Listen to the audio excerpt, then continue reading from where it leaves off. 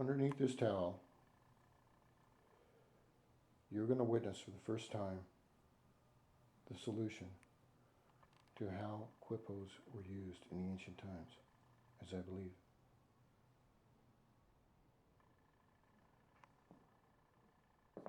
Now, if we look at the first quipos, they have one on the internet. They look similar to these modern quipos. They both do the same thing. They count things. They count them the same way. But like writing and using a calculator, they have two different methods for doing it. And that's what gave me the clue.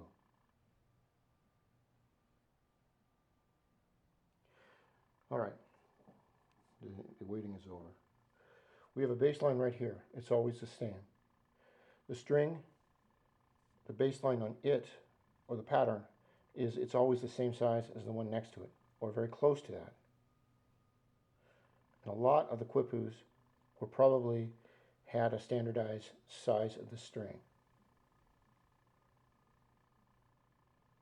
Let's consider that, or this, the calculator.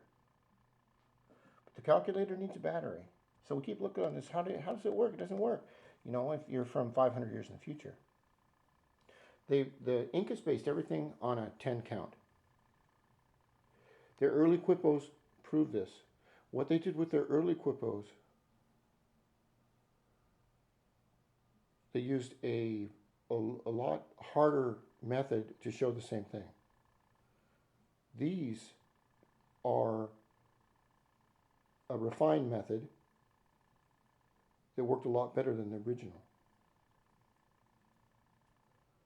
I'll show you why the knots are only 1 through 9 generally. And you can read them 1 through 9, right?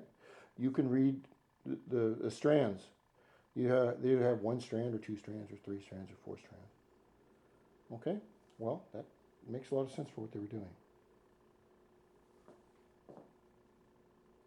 What the Incas would do is they had a general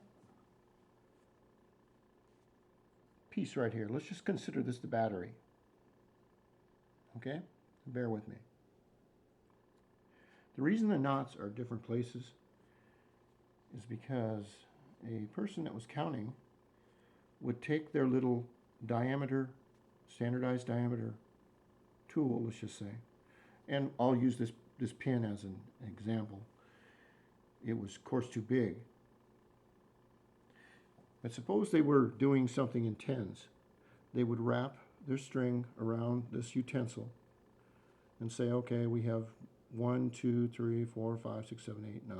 Say we have 8, okay? That means there's 80. It's 8 times 10, it's 80. Now suppose they had 82 of that, whatever object it was. Then what they would do is mark, and it would have to be on the top right here. Not on the sides or anything, it'd be on the top. They'd put the mark. See if I can put the mark here. Come on.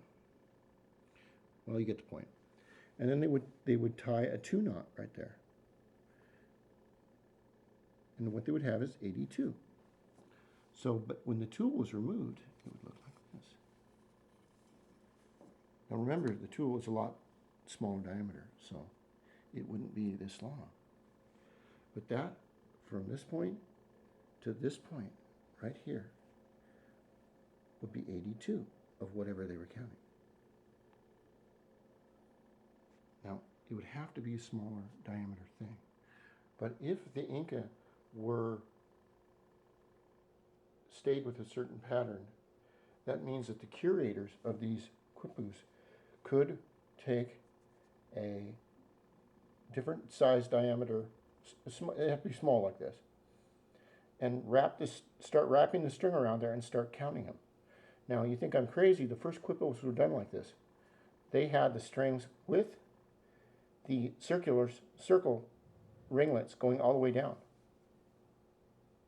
And then they were braided into setup. But that took too long. So what they would use is, this is their implement tool right here. It was standardized. This, the king told him how, say the king said he needed, 82 something or other. He would have his scribe wrap this around 8 times, put a 2 knot on the end of it. This would be sent to a city.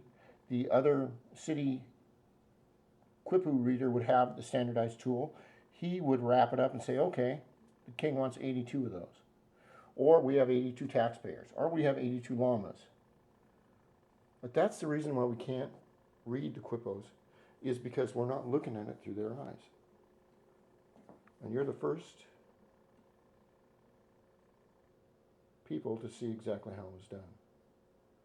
The Incas did everything this way, I believe. And I believe it will be proved. What they also did is that the knot, after you get this tight, the knot will show up on the very top of the stick. Not the sides, the top. And then if you have another knot down here, and if you keep winding and winding and winding, the other knot will show up on the top of the stick. That gives you continuity. This is one way they could have done it, one way I believe they did it. So I hope you like my theory on the solution to the ancient Incan Quipu mystery. Thank you. This is Rick from Archangel.